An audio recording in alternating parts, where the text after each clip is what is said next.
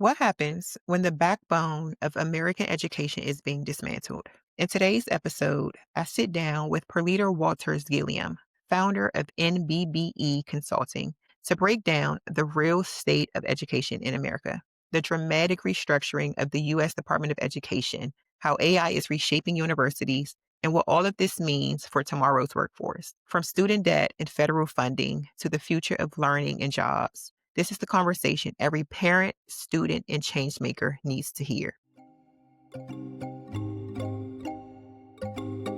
Welcome back, loves, to Where's the Love podcast, the space where we talk honestly about love, healing, faith, and becoming whole again. If you're rebuilding your relationship with yourself or others, you're in the right place. Before we get into today's conversation, if you're someone who's healing, growing, or unlearning old patterns around love, I want you to subscribe. New episodes drop every week. This channel is here to remind you that love isn't gone. It just needs to be rebuilt. Perliter Walters-Gilliam is an international higher education accreditation and quality assurance expert. Perliter has almost 20 years of experience developing accreditation standards, evaluating institutional compliance, and monitoring accreditation regulation. Her boutique consulting firm, NBBE Consulting, boasts a portfolio that includes specialized and institutional accrediting agencies seeking U.S. Department of Education recognition, certification bodies seeking accreditation, quality assurance agencies within governments, and institutions with a variety of quality assurance and organizational needs. She also provides executive coaching to higher education leaders and facilitates training on capacity building, leadership, and team development. She holds an MBA from the Robert Smith School of Business at the University of Maryland College Park and double major undergraduate degrees in international business and Spanish from Plattsburgh State University. She holds a certificate in global education, entrepreneurship, and innovation from the University of Pennsylvania's Graduate School of Education. Her socials will be listed in the description for today's episode. So, Perliter, I want to welcome you to the show and thank you for agreeing to speak with me today. I appreciate your time because this is a much needed conversation around the chaos with the Department of Education. And I wanted to just shine some light on the latest events that's been happening in our country around the dismantling of the U.S. Department of Education. So before we dive in today, I want to just give some quick stats just in case people haven't been keeping up with the news. According to Pew Research, major workforce cuts and restructuring of the Department of Education has been announced that reduced its staff by nearly half from about 4,100 to roughly 2,100 employees as part of an ongoing plan to shrink and reorganize the agency. Another article from Pew Research states that a 2025 executive order directs the education secretary to prepare the department for closure and to shift authority over education back to states and local communities, although full elimination would require congressional approval. And then to hit on some of the things we'll talk about today, the broader education services reallocation. So according to an article from Ed&C, the education department is entering intra-agency agreements to transfer programs to other federal departments, e.g. labor, interior, health, and human services, part of a strategy described as breaking up the federal education bureaucracy. With the Department of Education shrinking, programs shifting, and federal oversight changing shape, we're at a pivotal moment in American education. And that's where we're unpacking today with our expert in higher education, Perliter Walters-Gilliam. So, Perlita, from your vantage point as the founder of NBBE Consulting, how would you honestly describe the current state of higher education in America Hi. today? Thanks, Corisa, and thank you for the opportunity to share some thoughts that of my own opinion, not necessarily reflective of some of the talking heads or the higher education policy makers. But in terms of the current situation, for many, surprisingly, it would seem like it's an opportunity. I support a range of clients, and some of them are concerned about the current situation in higher ed, and some are actually suggesting that this is a good opportunity for them. And so the perspective of higher ed right now in America is based on your own vantage point, right? Either as a consumer, as a parent, as someone going to post-secondary education, have to pay for that privately, or as an institution, privately owned or publicly owned, the state really depends on what perspective you're coming from. And as from where I'm standing, representing different groups, this is a challenging time, in my honest opinion, Mm. because many institutions are unable to make that shift in terms of the expectations and the oversight, like you mentioned, the dismantling of the higher education, the education department, I'm sorry, looks like things are falling apart. But there are some institutions that believe the state should have more authority to direct higher education. And so it will require some difficult decisions on the part of higher education institutions in terms of how they will survive in the next few years. Wow. So to follow up on that, what would you say is getting worse for those of us who are parents who have high schoolers, Mm, coming out, getting ready to embark upon that journey or want to with the changes in financial aid and things like that? mhm, What would mhm. you say, at least from your vantage point, would be the most worrying or concerning at this moment? For the students, and I think ultimately, like for me, even if I support institutions and agencies, the ultimate person or group that is most affected by any education decision is the student, the learner. Let's call it the learner, because it could be kids versus adults, but the learner, because as states have more authority to direct either the funding, the oversight, because the department is currently looking at the states approving accreditors, not the federal government. And so depending on what state you're in, that state might be more inclined to approve agencies that have that same conservative or liberal mindset.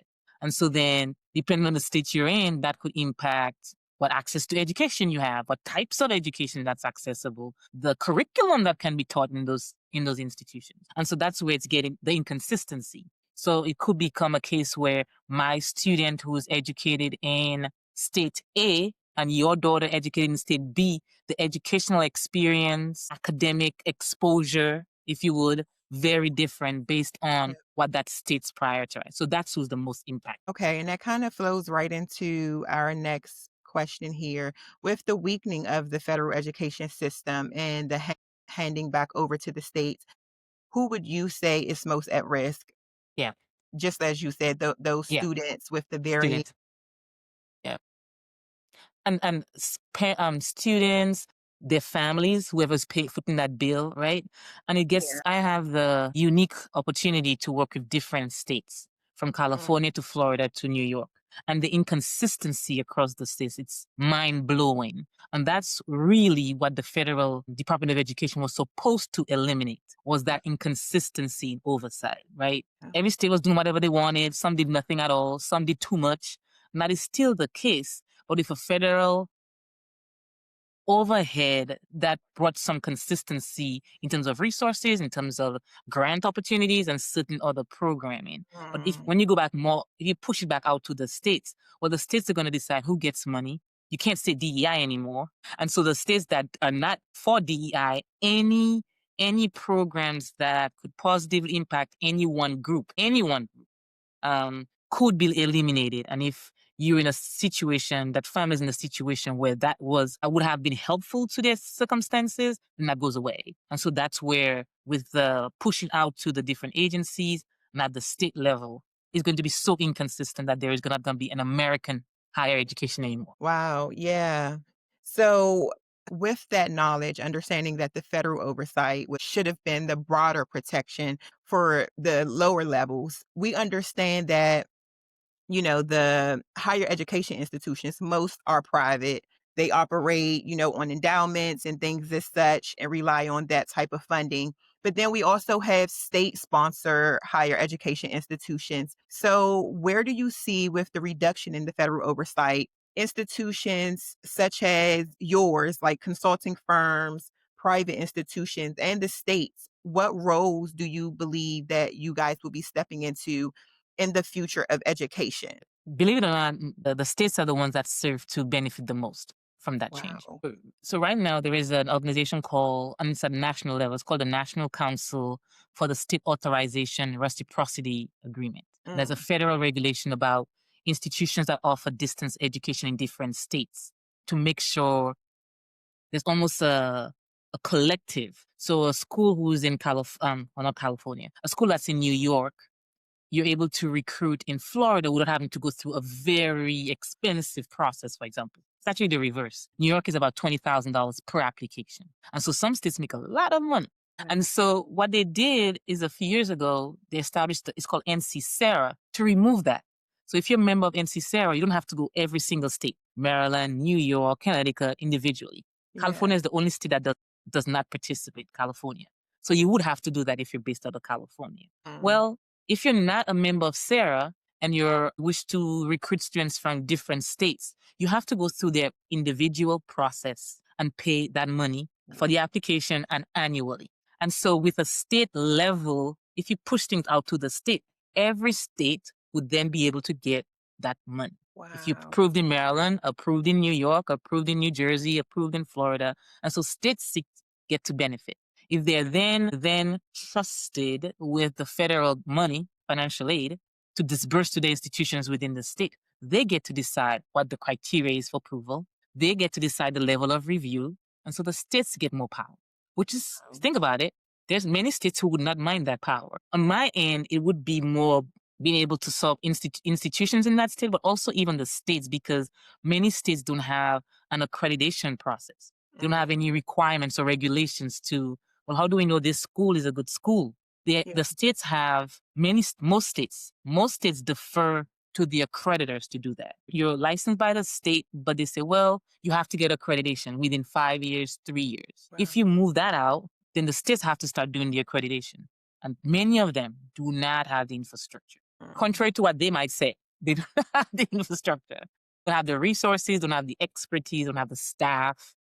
Wow. So this is just like a crash and burn type of situation that's embarking, because if you're trying to load all of this on the states and they don't even have the structure necessary, wow. So I can Well, only I think what imagine. states will do, many states, the ones that they want to limit state interaction or government interaction in the operations of institutions, either the ones that are aligned with their political beliefs or they're for profit. So the different states, different structure.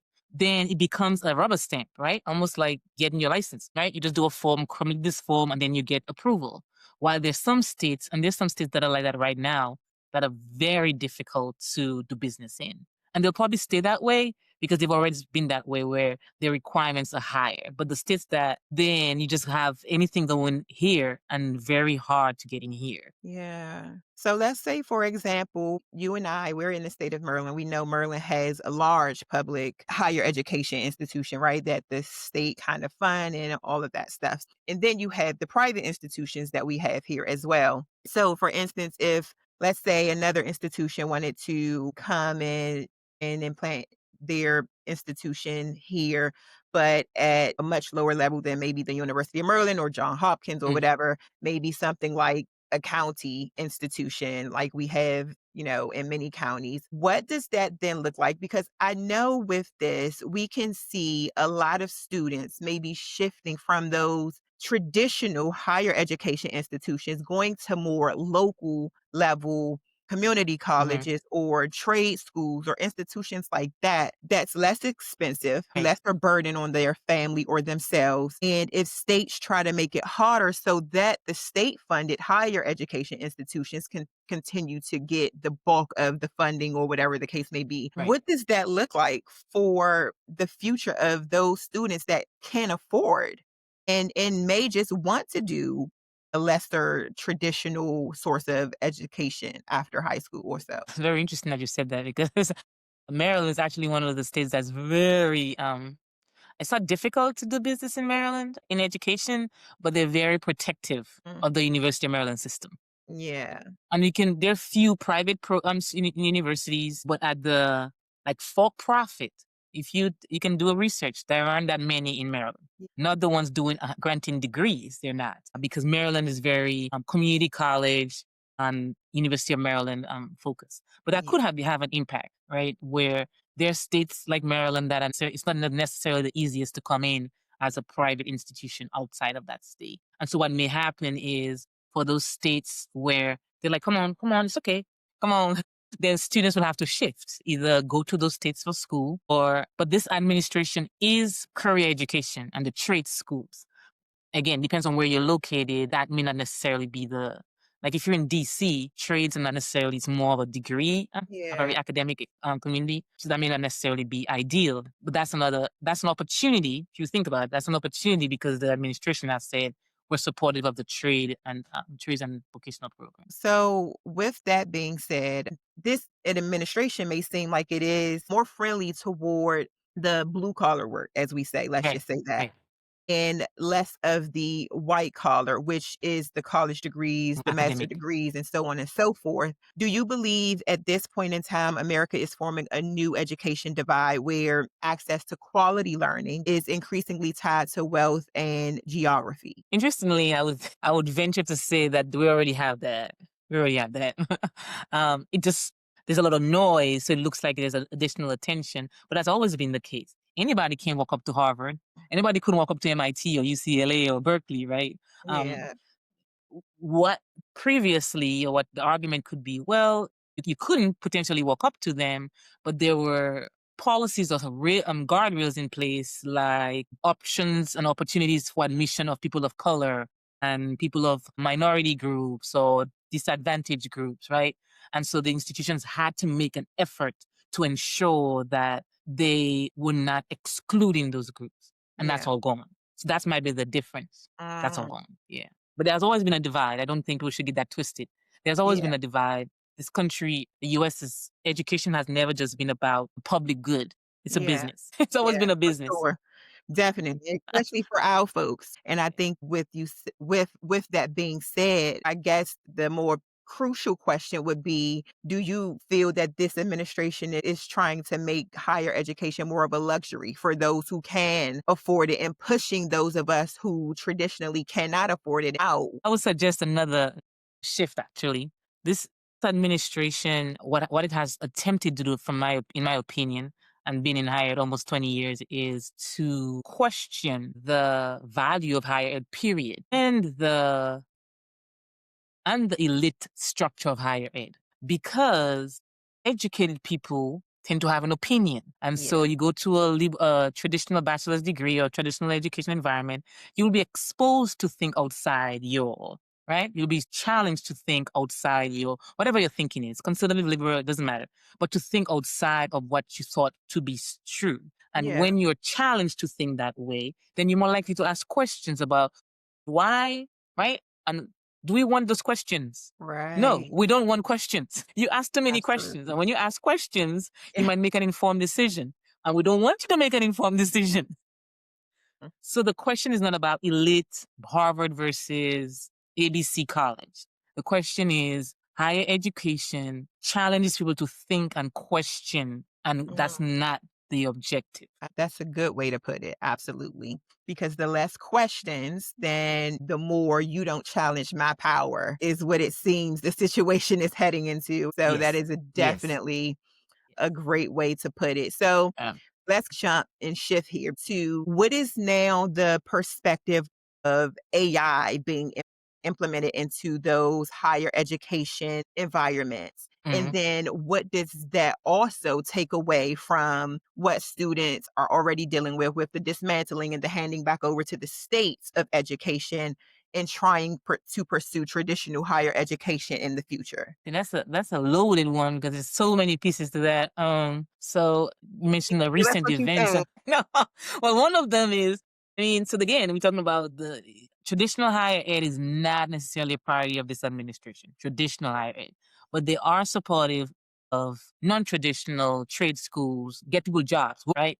But and all the Trump administration also in the couple months ago, or last night actually, announced the award, the grant for AI innovation, millions of dollars for AI, because they want Mm, AI, they want America to lead in AI and innovation. And so there was funding opportunity for organization institutions that are able to push AI either through education or other means. So that is still important. But then we get back to the whole access and divide thing. Well, I don't know what AI is if I don't have a computer. I mean, so, right? right. And so then you get into access and who has access to that AI. And then you have in some areas, there's one school called Alpha School, which is an AI focused K-12. And so, so there are Mm, these AI driven institutions at the K-12 level being established. But again, when you have a tab of $35,000 a year, right? So Wow. AI is being incorporated at the higher education level. I also support a university, and that's an ongoing conversation because the students are not learning. They're not learning.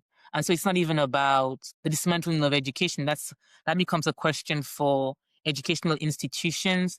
And there was an article recently about, and I think it was in Forbes, how do you know that students have learned? Because AI is doing it for them. Between Yeah. the meta glasses and remote access to computers, they're not learning. Yeah. And so then redefining or shifting the perspective on what an education is supposed to be. What does Yeah. that mean? What is a bachelor's degree? What is a doctoral degree if Mhm. AI can write your dissertation for you? Right. And True. so I think with the regardless of state level, federal level, AI, it's here to stay.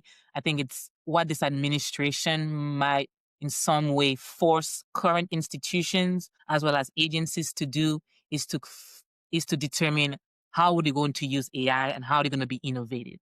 Because Yeah. the status quo is no more. Yeah. Yeah, that's crazy you say because I was reading an article and I think I think I ran into it from a LinkedIn article and it was saying that Stanford, which was one of the schools who had discovered that when their incoming freshman class had started, they realized that a lot of them were below college reading levels. And so it goes right into hand with what you're saying, even though they are in the classroom and they may be in these elite institutions, it still doesn't mean that they're Nothing. learning if AI is actually Yeah. aiding them and doing the work for them. And so it begs now, how do institutions, even begin to dissect the student versus AI when it's Yeah. becoming so blatantly more ingrained with humanistic, verbiage and language and things like that. And it becomes harder to kind of dissect. And so then it's like, well, what is the future for students if they can just hand it off to this agent and have them do the work for them? And I think that have a lot of us, me included, who want to go back to school. And I have a teenager who wants to go to school. Like, is this really still the path? Way to Right. go. And Right. Right. so from your understanding, expertise, and perspective as a mom and as a expert in higher education, do you feel traditional routes to university is still the stable way for economic stability for this generation and the future generations? Uh, and that's a loaded question. It's almost like, do you have a crystal ball?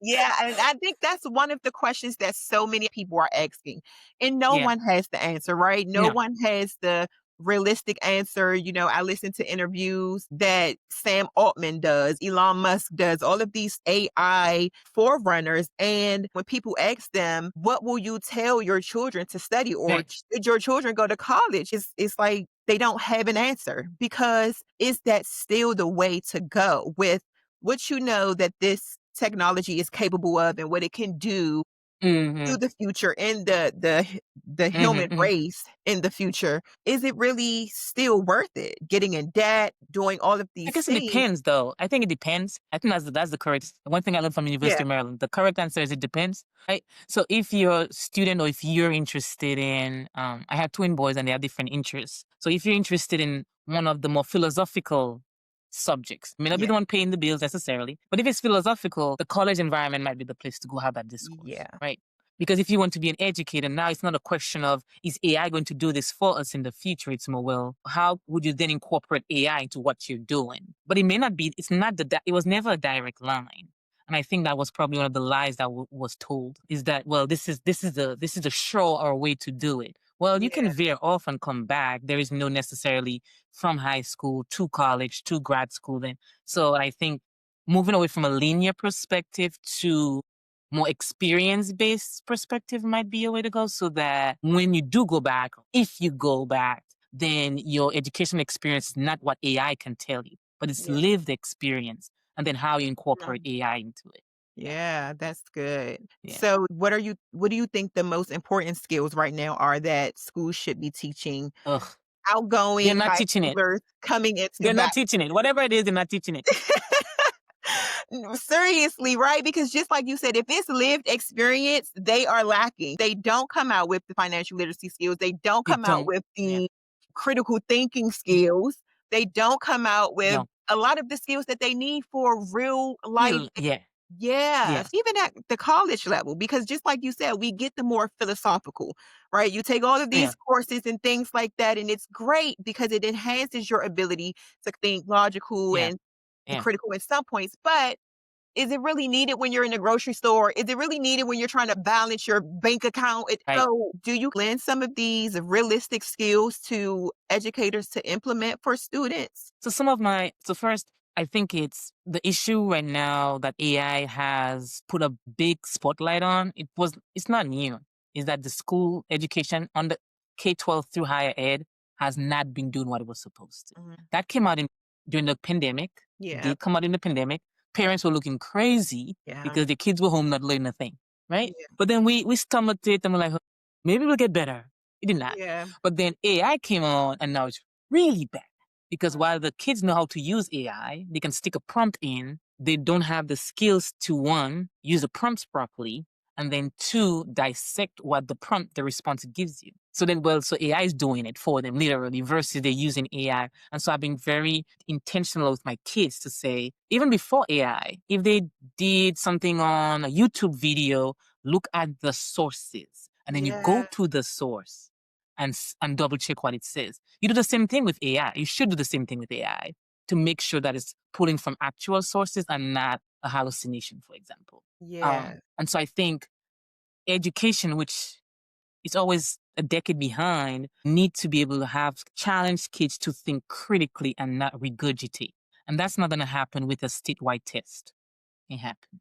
And the statewide test is not going away because that's how you can measure everybody against the same bar. So if you peel back the onion, we'll be here for a minute, just peeling it up, right? mm, And then the second piece, many of my clients have hands-on programs. I support a lot of nursing schools. AI can't do nursing for you. absolutely. Well, not yet, not yet.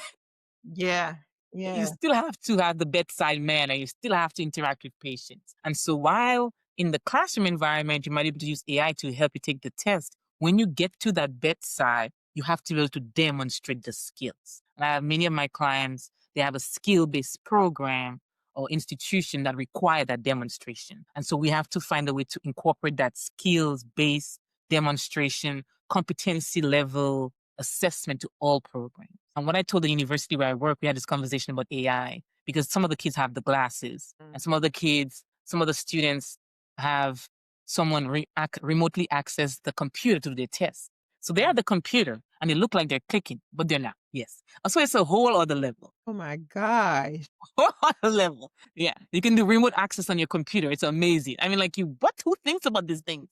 What? So Yeah. when they say kids know how to maneuver these limitations that these companies are trying Whole to put on AI, they really do. Yeah, yeah. Like you Wow. can buy software that says it's locked down, the browser's locked down, or the camera scans the room. Yeah, but you spend all this money, and if I am wearing a Meta glasses, you don't know.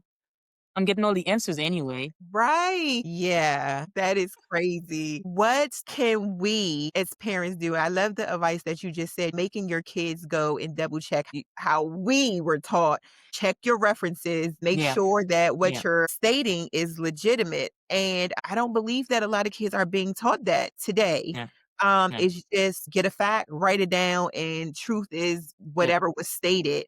And yeah, because they get a lot of their news and things like that from social media, Instagram, TikTok, so on and so forth, we don't really know what's legit and what's not. yeah. And so then in the educational realm, how would you suggest for students that are maybe feeling anxious or uncertain about this type of thing and not knowing if they'll get the quality education that they may be yearning, what advice would you give them or suggestions do you have for them to look out for? I think it might be a little more expensive. Not necessarily true, but I think it might be necessary because my kids are 14, so we're looking at potential post-secondary opportunities in 3-4 years, right? Yeah. And so for us as a family, part of that consideration is to take a gap year and Mm, figure out what you want to do.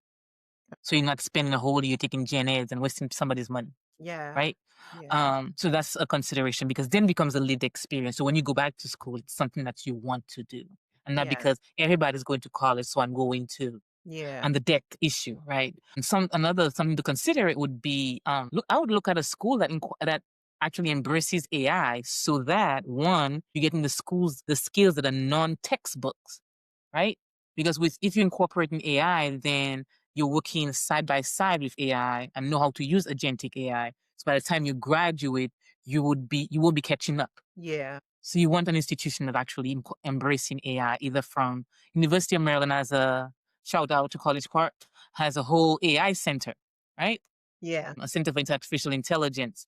So institutions like that that's embracing AI, they will expose your student to the opportunities of AI and start working with AI in a productive way, positive impact way now versus just slap something in the prompt and get something out of it. Right. Yeah. Yeah. Yeah. And And so I think then, being intentional too. I mean, you have to be intentional about, because most people don't know what they want to do when they grow up, when they're, high school. And that's okay. yeah, But really, AI needs to be part of that picture in some fashion, for in sure. some way. Either how you're going to apply it, how you can incorporate, how you can use it, so that whatever you decide. But I spoke to my son has a friend who's an artist, and they don't like AI because AI is doing art in 2 seconds and it takes Yeah. you a week to draw something. Yeah. I say, well, the art community needs to get over the fact that the majority of people don't care about the love and the soul you pour into the art. And if you want to do it not for the love and the soul you pour into it, but so that you can make a living off of it, then you may want to rethink how you see art and AI living side by side. Wow.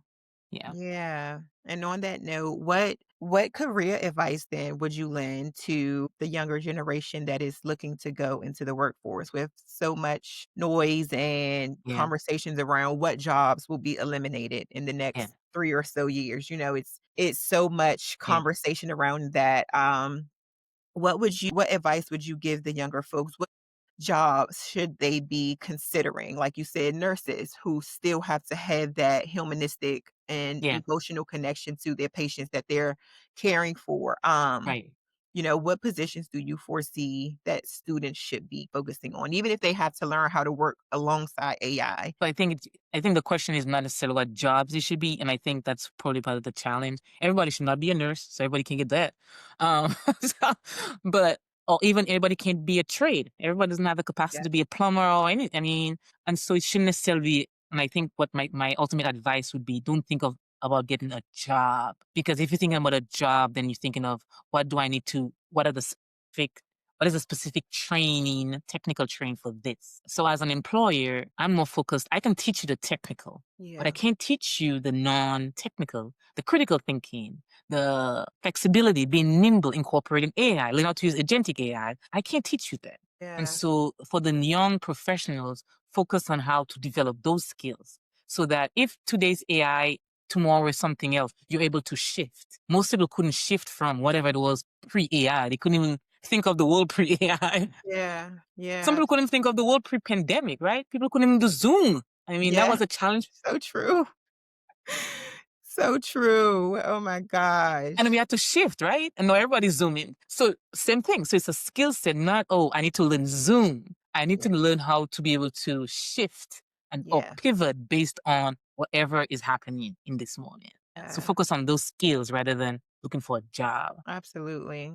I think that Yeah. is incredible advice because no matter what, change is going to come in Exactly. wherever you are, whatever field, Exactly. whatever sector, it comes. And so I think those soft skills, like you said, especially like emotional intelligence, being able Oh to yeah. connect with Oh your yeah. coworkers or yeah. So definitely Yeah. having that. And unfortunately, that's something that our young people lack, especially because they were doing school on a Right. computer for years and years.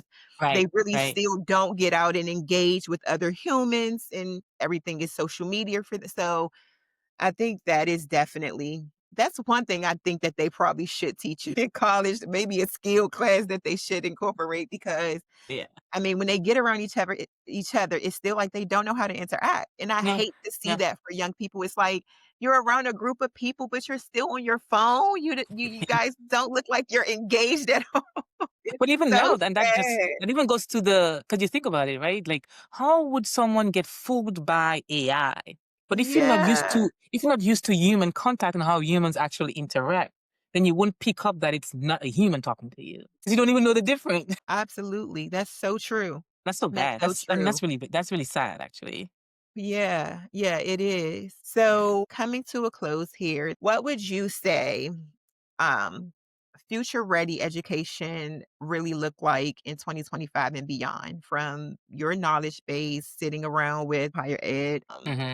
leadership and things like that? What are some of the conversations you have that you can maybe give some insight on as to the future um of education? Everyone mentions that AI is part of the future. AI is already here. So Yeah. future, and it's not going anywhere. But future ready education has to, and it does not right now.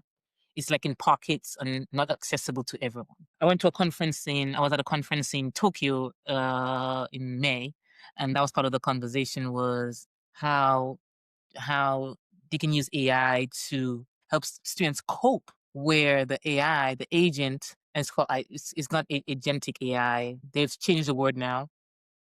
Is it generative? Where it's where and there was a whole demo where if the AI is helping you with schoolwork and notice that your continence is down, say, "Oh, Perlita, doesn't it looks like you're not doing well today." The AI would do that. The AI Wow. will be so tapped in into with you that it would help you manage.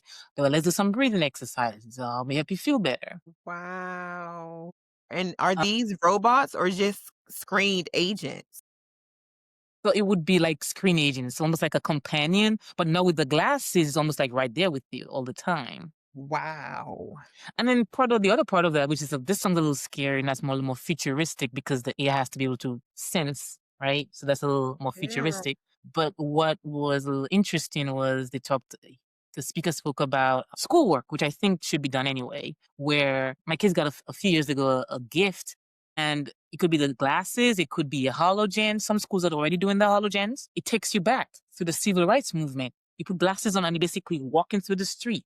You can walk through some of the pyramid. You can go up in space. You can go underwater. And so that's using technology for good education because most students will never get to go to those places, never get to experience. And so Yeah. instead of just reading what Martin Luther King, you're actually using AI and the VR to walk through what he did, right? And that's a way you can use AI for good. And that's part of being future ready is using incorporating AI innovation and thinking about how can we use this tool for good for the future. And I don't think we'll have that conversation. It's more about, well, AI is taking over everything and we're all doomed.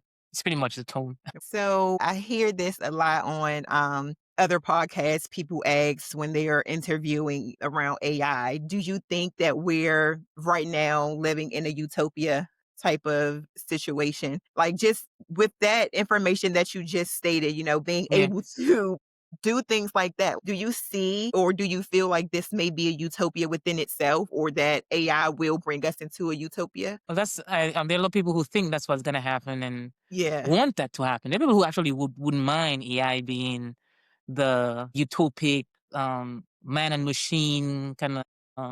I don't know. I see it as a right now, and I might be a little naive on that as a tool rather than it's going to take over the world. And the people who promote that they want to take over the world Yeah. because humans are bad, so let's use machines instead. I mean, that's an extreme. We talk about this a lot at home. Is with the kids AI is because it's a tool, you can use it for good or evil. It's like a Yeah. knife. You can use Yeah. a knife to get you a meal. You can use a knife to kill someone. You Yeah. decide. And that's the same with AI. There's a lot of harm that can be done, and it's being done with AI. The Yeah. scams, the robots sounding like your voice, and all that stuff. There's also a lot of good in terms of advances in medicine and Yeah. finding cures faster and doing more research. So it's a tool that we have to decide, and that's why we have to teach our kids. Don't use it to cheat, but use it on how can you use AI for good because it's gonna be here. Yeah. Absolutely. And lastly, do you think with the US trying to be the forerunner in this AI competition, if we were to be, and to outlead China and every other country in this race to AI, do you think the way that we are trying to utilize AI in this country, especially with education, that it will set us back or set us ahead of our competition, such as what Hmm. China's trying to do and use it for in their educational system? So based on my experience and like same when I was in Tokyo, and I also did a session in DC at a Google headquarters, and the head, he said, look to the countries that are doing a really good job with AI. And he Yeah. said mentioned two countries, Japan Mhm. and the Middle East. And we're not ahead, and we're not going to be. And we're not going to be if you dismantle Department of Education, because that will go to the state level. In the Middle East, they have a ministry for AI. They're Wow. focused for AI where they're incorporated in the curriculum when the kids able to walk. That's a national priority. But if you get rid of the federal government, the federal education system, well, it's not a national priority. It becomes a state.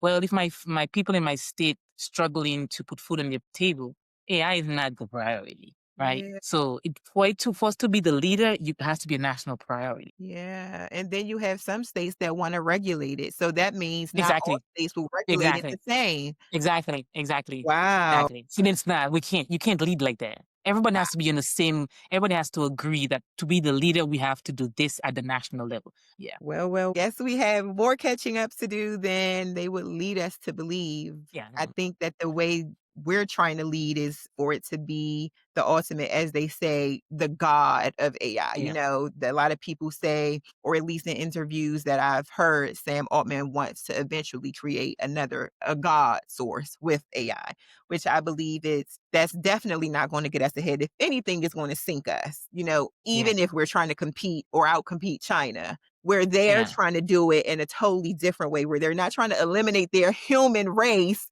but they're trying to Yeah. incorporate it for Exactly. seemingly a Exactly. better good. And we're worried about the outsourcing of how China may use it against us, but we're not thinking about it as how we can use it to outpace China for the better, which will actually have to include the future generations because they're the ones that's going to be using it Exactly. more. And that's why having in the curriculum at the K-12 level is important. Yeah. So when they grow up with it, so that it's not about feeding it information to get information out. It's, well, how am I using this to help solve this problem? Or can I project that this is going to be an issue? Water will be an issue. Water source is an issue. Not now, but in 5 years, it will be based on data predictions Yeah. using AI. How can we help solve that right now? That's what you use Yeah. AI for, through the education system, not throwing money, millions of dollars for AI innovation, right? Yeah. Which is going to be applied differently, yeah. So the whole approach is just slapping money.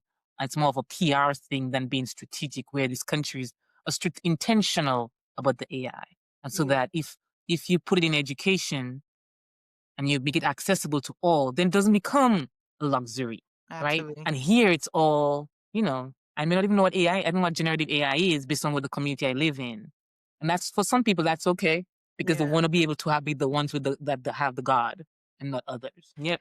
It's such a heavy conversation, but I thank you so much for lending us your expertise today Sure. and just giving us these token nuggets and insight. I hope we can do this again and you can give us some more insight in the future because this is definitely something that I know is on a lot of families' minds and Mm-hmm. hearts, Yeah. especially mine with the households that had teenagers that's getting ready to go out into the world with all of this madness just happening. So it's a lot to think about and to talk about, Yeah. and Yeah. we need to do it together for Yeah, sure. definitely. Thank you for having me. I mean, by the end of this conversation, by the time the next week might be totally different. And Yeah, that's it's this ever usually changing. my education it used to be pretty steady, not anymore. Might be totally different conversation in 2 weeks or 3 weeks by the beginning of the year, with a proclamation, with a letter, with a dear colleague letter, with anything from the Department of Education could just shift this whole conversation. And so Wow. it's I So think I crazy. can see why it's It's overwhelming to a lot so of people because it's changing so it's fast. mind-boggling to Um, think that we are here again in this country. I mean, thought we made strides pre-civil rights, post-civil rights, and the whole fight. But just like you said, it's ever changing with the dismantling of the yeah, DEI. Then you never know, the next administration may come back yeah, in and reinstate, and so we're back at yeah. square one or two, whatever. Yeah, it's Yeah, just that's unfortunate that we have exhausting. yeah, it Yeah, definitely it's is. It exhausting. is. It is. I will So agree. thank you again for your time. If today's episode spoke to you or gave you insight into the future of America's education. I want you to take a moment to subscribe and share it with someone else who may benefit from this information in this episode and from this podcast. This community grows through connection, and I'm so grateful you are here. So until next time, continue to be the love that the world needs, and I'll see you all in the next episode.